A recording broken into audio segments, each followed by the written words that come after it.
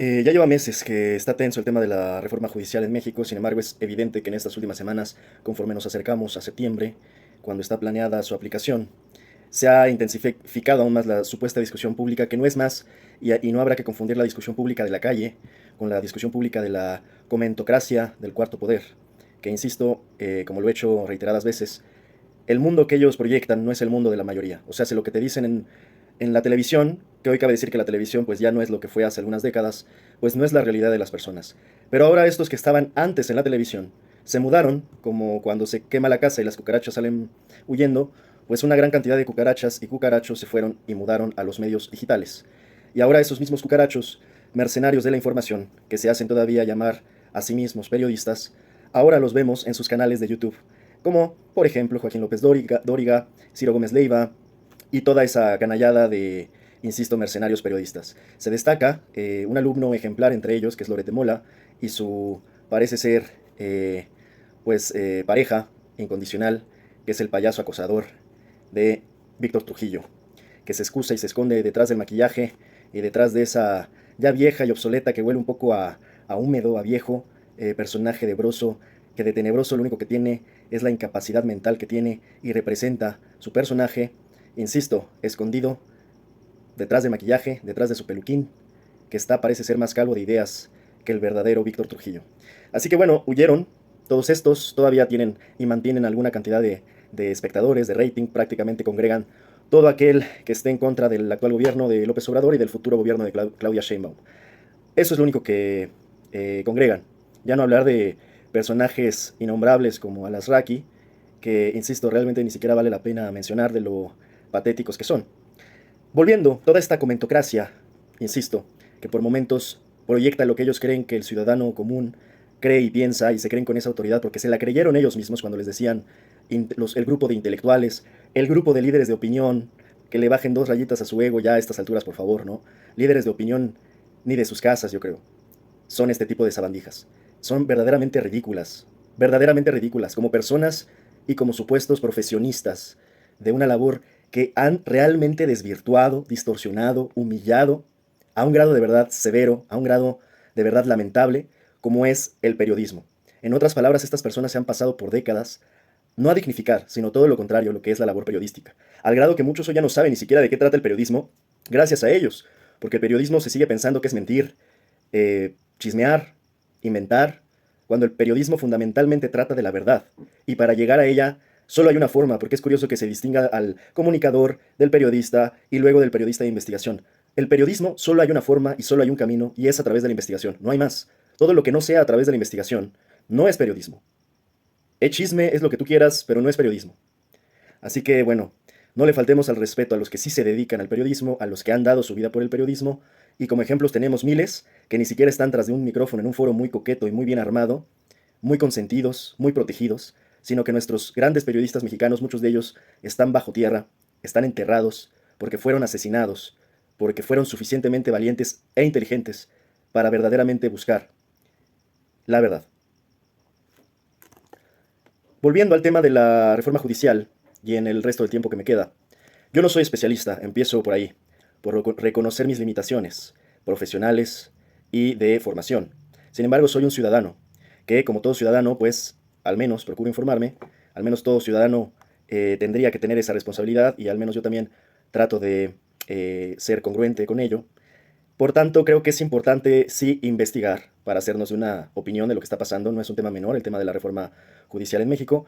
Y de ahí, entonces sí, después de haber investigado al respecto, hacernos de un criterio al respecto, a su vez. Entonces, ¿qué es lo que está pasando realmente con la reforma judicial a diferencia de lo que nos quieren vender los medios masivos tradicionales de Grupo Fórmula, Milenio y toda esa línea de medios, El Universal, ADN 40 y sus respectivos comunicadores, insisto, comunicadores no periodistas? Nos están tratando de vender una idea muy peculiar. Primero que nada es curioso porque esto simplemente confirma una pregunta antes de empezar, que es, ¿por qué hoy los medios, estos mismos medios, con sus respectivos pseudoperiodistas, hoy sí están hablando de todo lo que no hablaron durante décadas? Hoy todo, de todo y absolutamente cada punto y coma del gobierno están hablando y criticando. Yo sería la primera pregunta que le haría a estos medios. ¿Por qué ahora sí están hablando? ¿Y por qué dejaron de hablar durante décadas y sexenios donde a todos les temblaba el cuero para siquiera animarse a hacer un comentario sobre algún presidente. Hoy a este presidente le critican cada que respira. Sus decisiones, lo que decide, lo que no decide, lo que hace, lo que deja de hacer, todo está mal con este presidente. Pero estoy hablando desde la postura de los medios, y eso es bastante curioso y ojalá nos los puedan contestar tanto los pseudoperiodistas como sus jefes y directivos. Qué curioso que ahora sí parece que les importa la democracia, que les importa la justicia, que les importa la impunidad, que les importa la violencia, que les importan las víctimas. Qué curioso, a mí sí me llama la atención, y sin ser brujo ni tener que adivinar realmente cuáles son las verdaderas intenciones, pues es obvio, yo siempre lo he comentado, el cuarto poder se sabe a qué se dedica, y es perverso el cuarto poder, porque únicamente vela por sus intereses. Eso es. Pero finge, a su vez, que le importa el interés social. Eso es lo realmente perverso. Fingen, que te hacen creer que les importan tus derechos y los derechos sociales, les importan sus privilegios. Y aquí lo más curioso es que yo creo que son tan tontos realmente, que es muy fácil darse cuenta quiénes son los que tienen muchas cosas que perder cuando se empiece realmente a investigar la corrupción, la impunidad y los nexos que hay de todo tipo de crímenes y delitos entre el poder y los medios.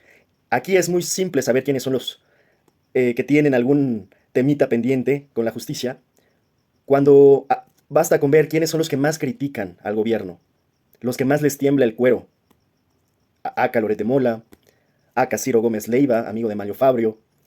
Acá insistía o decía Loret de Mola, señor, que se la pasó haciendo montajes y creando fraudes y a costa de ellos incluso llegando a torturar personas, en fin.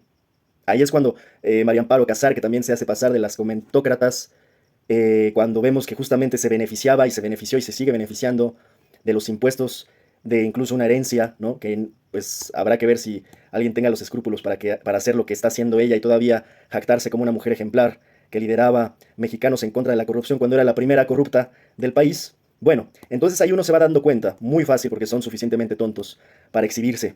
Pero como hoy, además, está en juego algo muy importante que es justamente lo que tiene que ver con ese poder que los encubrió durante tantos años, pues hoy están parloteando y dando patadas de ahogado por todos lados, porque justamente ya les dio miedo y ya vieron que hay una posibilidad de que se haga justicia.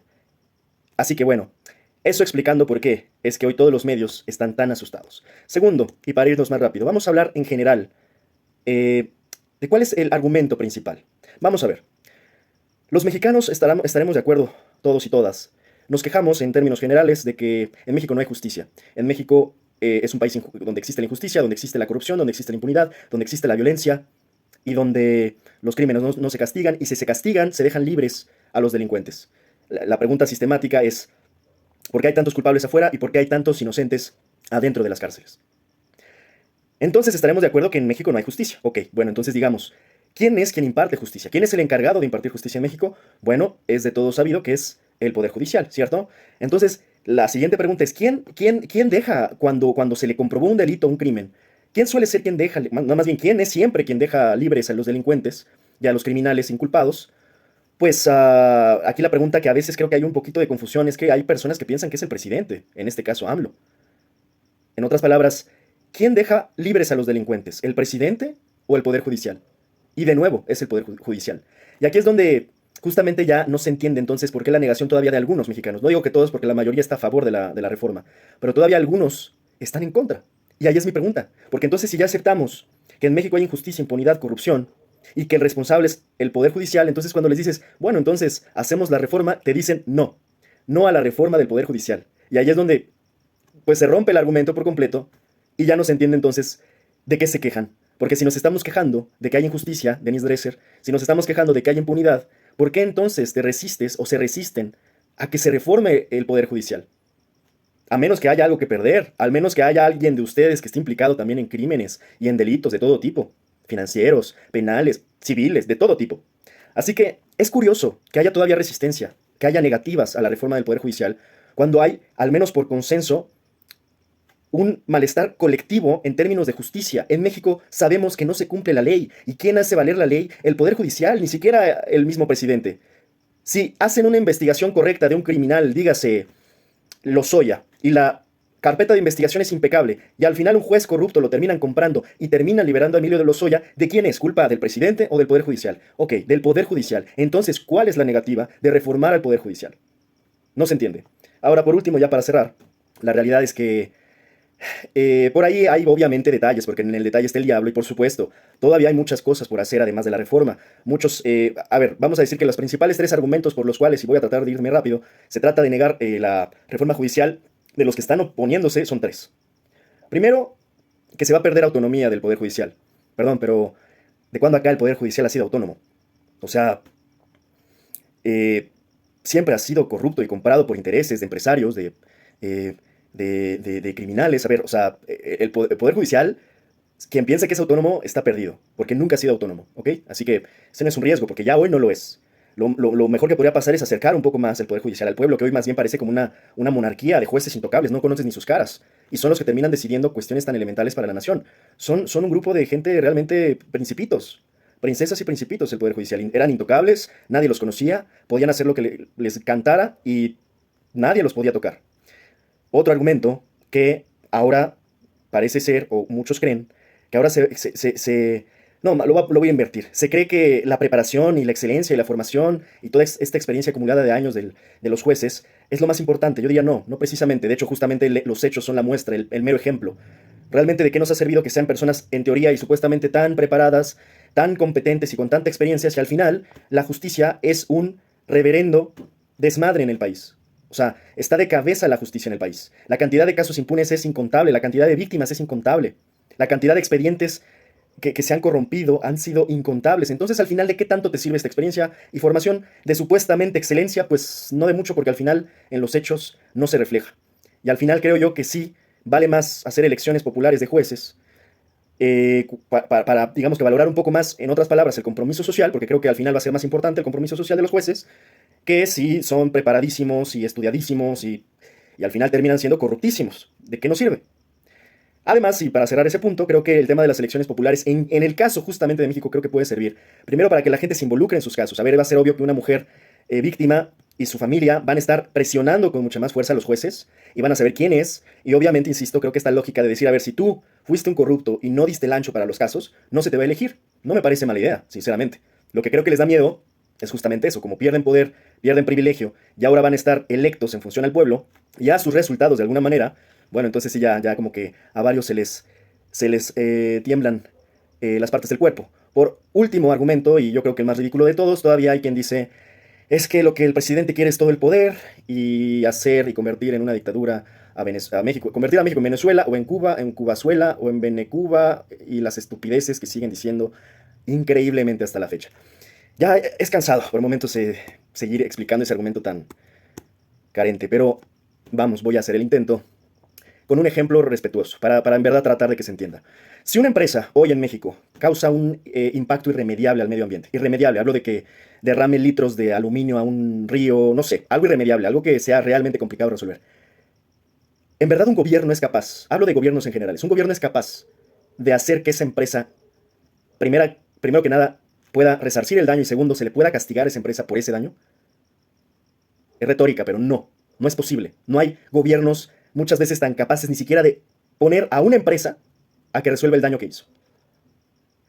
Segundo, a veces ni siquiera esa empresa, si ya no puede resarcir el daño ambiental, muchas veces ni siquiera se puede lograr que esa empresa pague sus impuestos. Así que por favor, analicemos las cosas de facto, no sus ideas guajiras, sus chaquetas mentales que no sé de dónde se impulsan tanto para hacerse de tantas ilusiones y fantasías. Los hechos son evidentes. La geopolítica, las corporaciones en la geopolítica mundial son quienes realmente tienen el poder, no los gobiernos. Así que por favor ya renunciamos a esta idea de pensar que un gobierno va a tener todo el poder, porque eso no va a pasar. No sucede así. Y quienes realmente tienen el poder en la mayoría de las naciones del mundo son las corporaciones, no los gobiernos. Y los gobiernos, si comparamos con el poder de las corporaciones, el poder de los gobiernos es realmente insignificante. Al punto en que ya estamos llegando de hecho a un punto de las corporaciones hacen lo que quieren y nadie se les puede poner enfrente. Nadie, ni siquiera un gobierno. Así que por favor ya superemos esta estupidez de la guajira idea de la dictadura en México, porque bueno, estamos hablando ahorita de momento de darle un poquito de justicia a las víctimas. Nada más.